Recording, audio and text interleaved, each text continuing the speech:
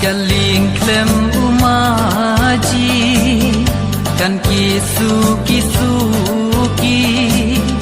dipshano bagan poi syariat nisyatway ngarukum juhu jingi ngasliang ban syamyapi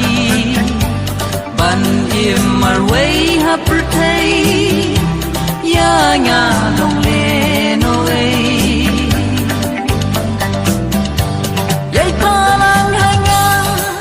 kum kasni yay pernay kum sempeliang bani o tiuli wadri hagi pento namar ngayapi ngadaken ko ko tiuli wari hagi pento namar ngayapi ngadaken ko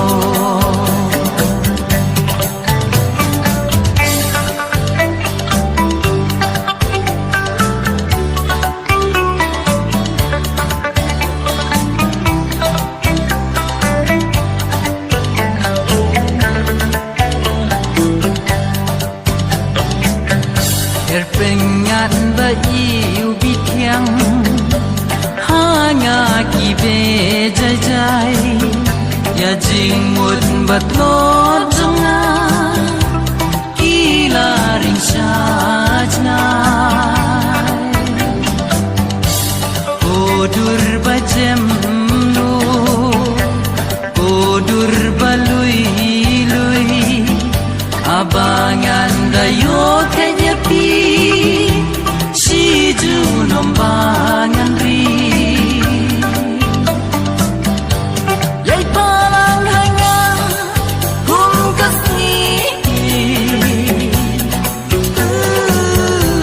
yay pernay kum sempeliang bani o tiuli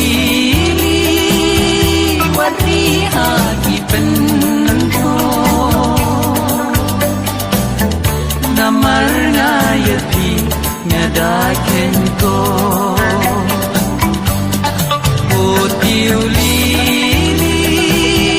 wari hagi pento namar ngayapi ngadaken